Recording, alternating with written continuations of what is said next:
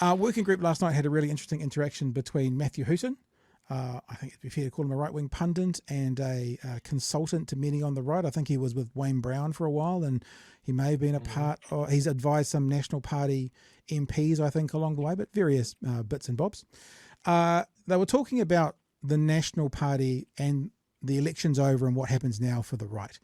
And one of the things he had said to Seymour, which I think is fascinating, is basically National's not smart, they'll do nothing, and they'll fuck you over. And he used that word. Let me play you this clip with Matthew Hooton talking Isn't to... he Nationals guy? Yeah, well, you have a listen. Why does he always sound like he's not? Doesn't sound like he's very much of a Nationals guy, but let's have a look. Here we go. Yeah, and what's going to happen is either National will fuck you quickly or they'll fuck you over slowly. And they are not a party. You're such a charming man. They are not a party that is going to deliver the types of change that you and me and people and at least three of us in this room. In fact, in a way, four, in terms of the degree of the change sort, are looking for. He wants change. He just wants it to be centrally planned. There's no way. Exactly. The National Party, in its current formation under its 2003 constitution, doesn't exist for that purpose. It exists to stay in power and deliver corporate welfare to its donors.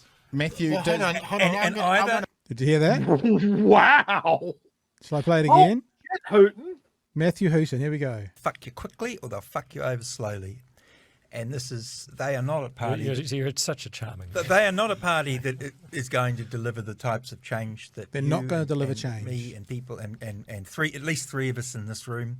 In fact, in a way, four, in terms of the degree of the change sort, are looking for. He wants change. He just wants it to be centrally planned. There's no way. Exactly. The National Party, in its current formation under its 2003 constitution, doesn't exist for that purpose. It exists to stay in power and deliver corporate welfare to its donors. Corporate welfare to its donors, Chewie. Wow. There's another couple of minutes to go, but is there anything you'd like to comment on so far? Yeah, look, I've made a joke about Hooton being a Labor plant for years because he keeps on promoting some of the worst people to leadership positions. And am I right? Like he's right. He's singing from my songbook, but he's a national pundit. He's a national campaign advisor.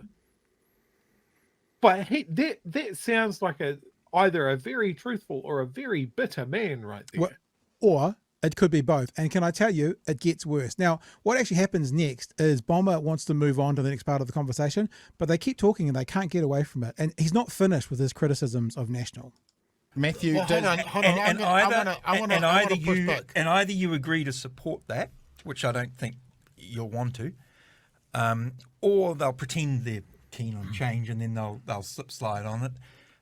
But these are not people who have what it takes to deliver change in terms of leading the public service, working with the public service, knowing basic facts about the New Zealand economy, being able to spell their own names. They're not people like that. Okay, and so I think they can spell their own names. And so what will happen is they get them on cards at the select committee.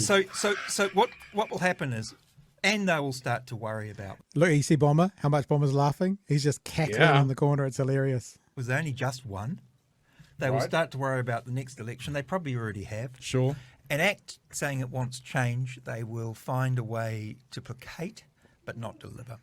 Yeah. And I think this is a big dilemma for ACT. Because that would be damaging for ACT. I want to push back on that, even if unrealistically optimistic.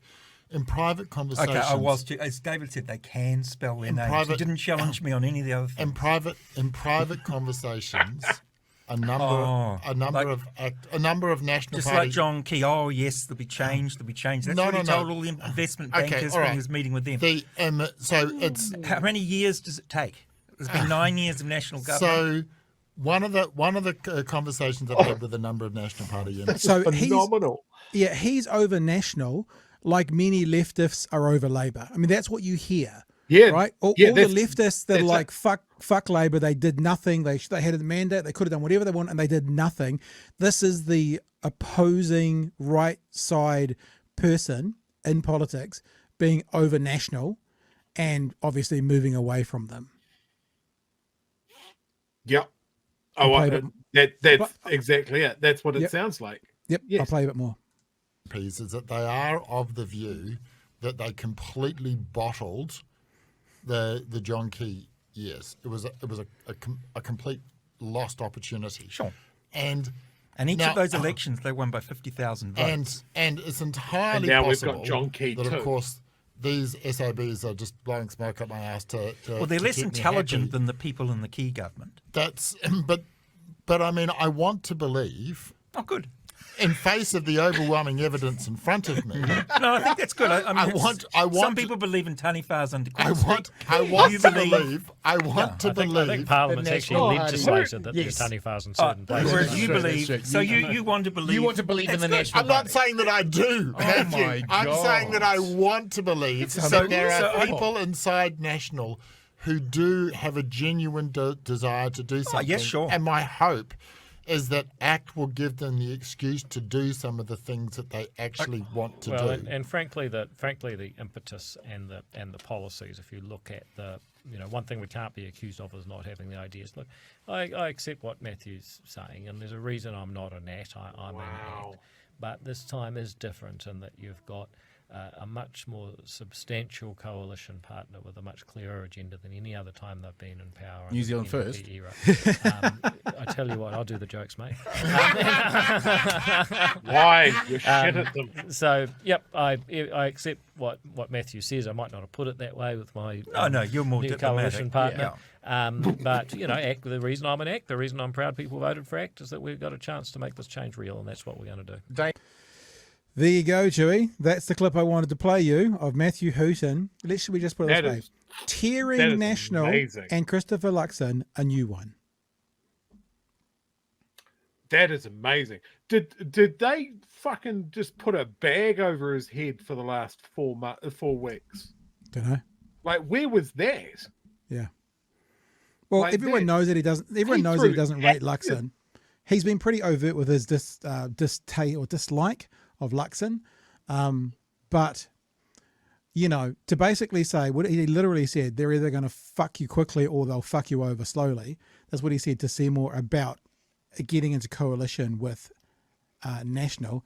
You can't, and saying that Key's government was smarter, these guys would get nothing done, the last guy's got nothing done. So what I hear is someone who sits in that part of the political sphere, as I said before, who is over National, like many on the left are over Labour.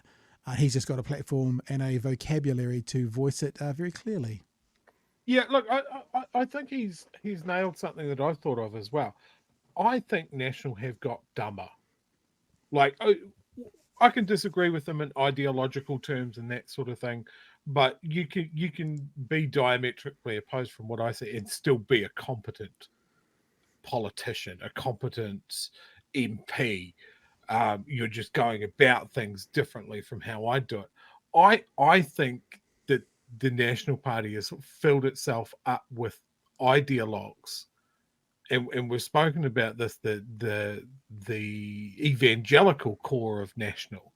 I don't think they're necessarily that smart. Yeah, I think they're heavily compromised in that degree. Like, I mean, we've shown someone there that is, the interview that we played before was someone that was obviously right up until the end still very much in National's camp, but could objectively stand back and go, this is what we did and it didn't work.